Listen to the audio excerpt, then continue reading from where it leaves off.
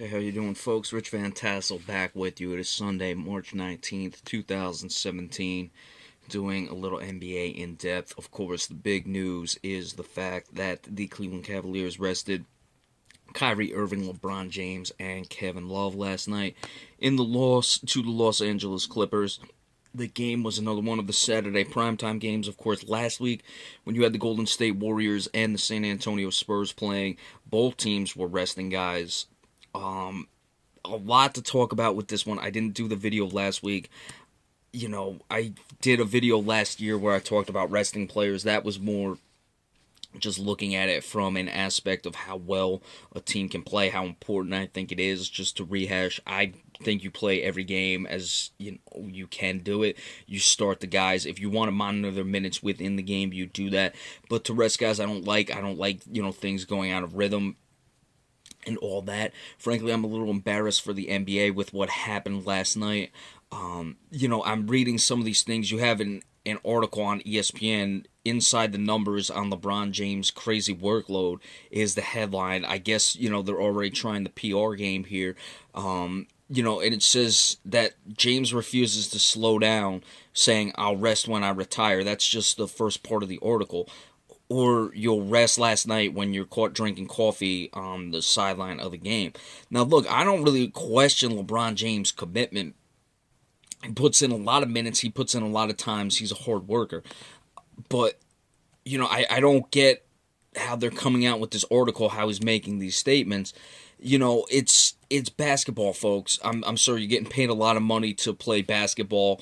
There are people who get paid a whole lot less to do jobs that are a whole lot strenuous.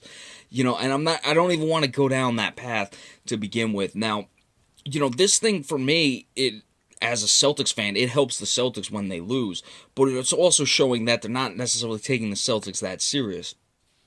You have Doc Rivers talking about back-to-back scheduling.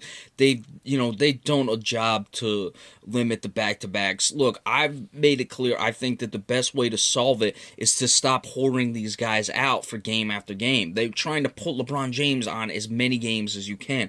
Now, I get it. That's how the league operates. They love to have the star players. Don't get me wrong, but especially now, I don't like these Saturday games to begin with because Friday night's already the big NBA day. You've tried, Sunday games. You're with the Saturday primetime. You're not always having the Sunday games. I would just revert back to the Sunday games. But last night, Washington, Charlotte, Portland, Atlanta are games that were being played. These were all playoff teams from last year. Granted, Charlotte has plummeted. Atlanta struggled, or Portland struggled this year. Memphis, San Antonio. There are other games.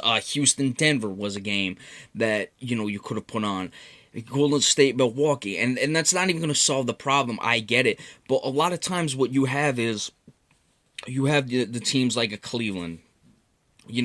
Especially when Wednesday and Friday you have big ESPN nights, and then Thursday is TNT's big night. Now TNT's including Monday, which I think would help in some respects that you can move these guys to the Monday games and, you get LeBron James in the week. But if you're going to say you put LeBron James on the Monday game, if you want to throw him in for a Wednesday game or maybe the Saturday game, that's fine having Cleveland play.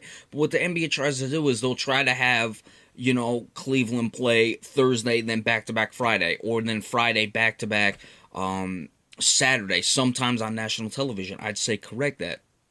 Extend the season. I don't know. Maybe 2 less games. I don't know. But, frankly, you're not necessarily exerting yourself to some incredible degree that you should be resting. The league has to be disappointed, of course. The paying customer has to be disappointed.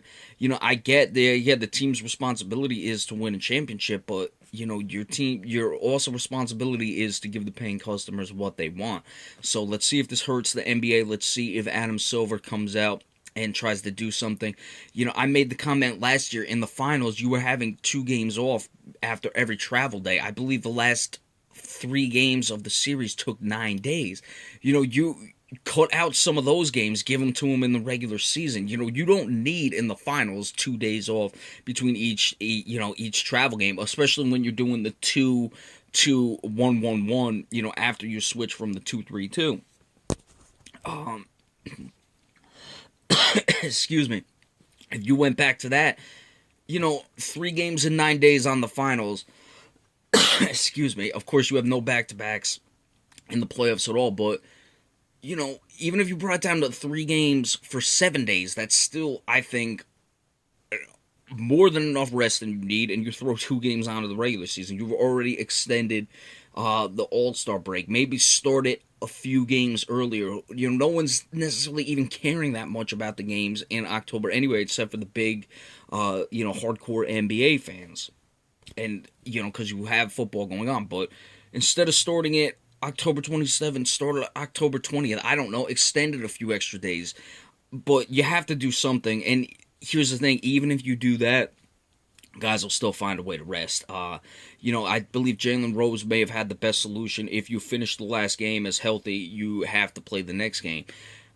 There are things to do. You can rest guys within the game. You can let them sit the fourth quarter. Who knows? But NBA has to address this situation. The players have got to do a little better with it. I don't like LeBron James sitting there eating coffee, then coming out and saying, "I'll rest when I'll retire." Yeah, well, you rested last night, so no one wants to hear that shit. But let's see what happens. Cleveland has a game later on against the Celtics on a nationally televised game. They're playing the Wednesday night national television, and it's on a back-to-back where they play Tuesday night. That you don't often see the Tuesday to Wednesday back-to-back. Let's see if they'll rest their starters then against the Celtics. Again, I'm saying that they're not necessarily showing a lot of respect for the Celtics by resting guys, but we'll see. If that's a big game, will they play them then? Well, what, does this game not matter? I mean, you're playing against a team, and it almost seemed like a big FU to the league the way they did it last night, but we'll have to check what Adam Silver does, how these players react to it. But it's a bad look for the players. I don't like it. It's a bad look for the NBA, and something's going to have to get solved with the situation. So we'll see what happens with that moving forward. All right, coming up later, we're going to do a Celtics report. Remember, we appreciate all subscriptions as well. Thank you all so much, and we'll catch you in a little bit. Thanks.